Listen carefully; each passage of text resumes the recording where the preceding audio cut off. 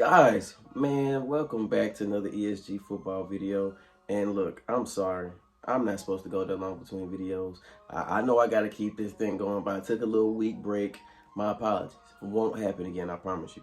But today, we're talking about ESG football. It's going to be free to play. Make sure you check it out when it drops. And we just want to talk about my top 5 must-haves in ESG football, okay? And we're gonna jump right into it. First of all, hey, if you want to support the channel, copy your Tri-Love apparel hoodie, links in the description. But the number one thing that I want, we're gonna try to start off small, is I want mini games, all right?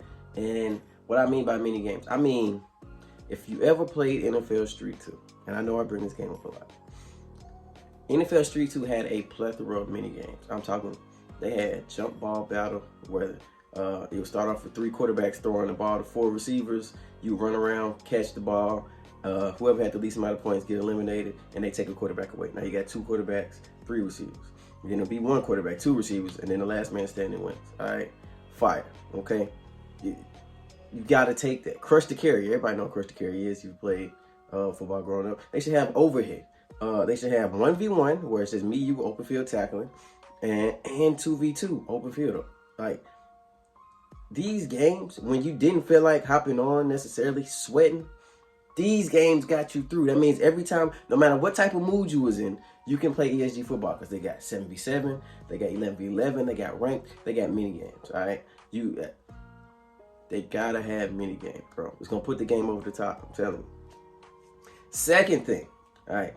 The second thing has to do with the play calling, and it has to do with something he said they were thinking about doing, but not sure how the community will receive it. And what I mean, what he's talking about is the team play calling. Basically, to where instead of just letting the quarterback call the plays, they would have everybody on the team pick an individual play, and then the quarterback on the team would pick from the plays that everybody on the team picked.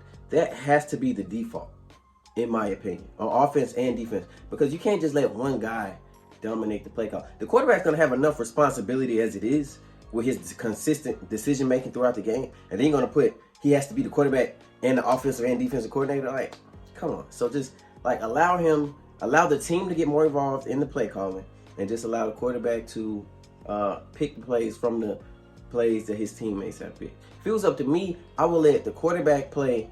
I would let you choose who calls the quarterback will call the plays on offense in the manner I just described, and then somebody else will call the plays on defense in the same manner, like the middle linebacker or the safety or somebody.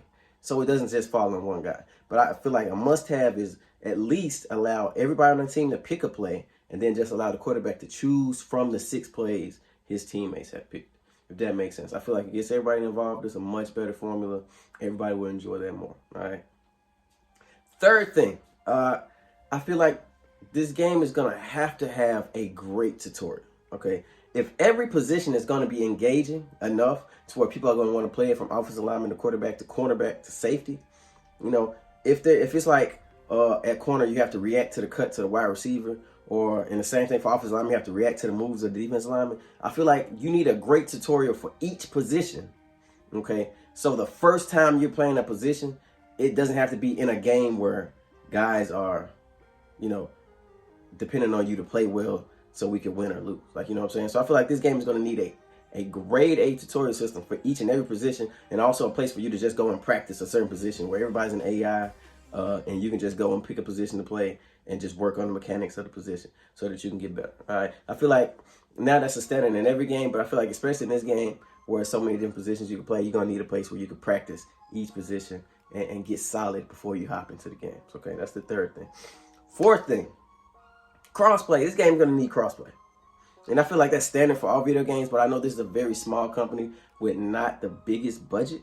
So I feel like crossplay might be something that you might not have at launch, but it should for sure be something they slowly work towards. And I'm sure they are. I'm just trying to emphasize, because crossplay is important for matchmaking and a bunch of other things, even for the professional point of the game, because you know it's going to be, you know, professionals that'll set themselves apart from the casual players.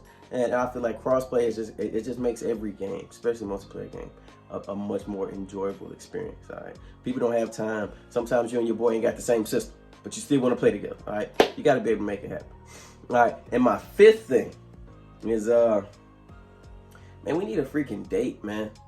date on something. Give us even if it's just a loose outline, like, hey, we're expecting a beta this day, closed beta this day, open beta this day, launch date this day. We don't care. Do fans care when stuff get pushed back? Yes, they're gonna complain. But if you're being honest with yourself, fans are gonna complain anyway. All right, if you don't drop a date, they're gonna complain about you not dropping a date, and they're gonna say your game's never gonna come out. And if you drop a date and you can push it back, they're gonna complain about that too. So the least you can, to me, I feel like the best play is to just set a date. Set a date. If it gets pushed back, it gets pushed back. You got games get pushed back a year or two from much bigger companies. People are not gonna give up or just be in an outrage to the point to where they're not gonna purchase the game now because you had to push a date back. Because that's their main focus of not setting a date, because they don't want to delay it and then upset the fans because they set a date and they couldn't stick to it. No, fans understand, especially with a small budget and team like they have, there will probably be some delays. But setting a date gives the fans something to look forward to, because right now they're just grasping at straws. Like, you know what I'm saying? The game's like a ghost almost. Like, it doesn't even feel 100% real because they don't have anything to necessarily look forward to. You got to feed your fans. Is there a hype behind the game? Yes, but it's just going to slowly die out more and more the longer you go without feeding the hype anything.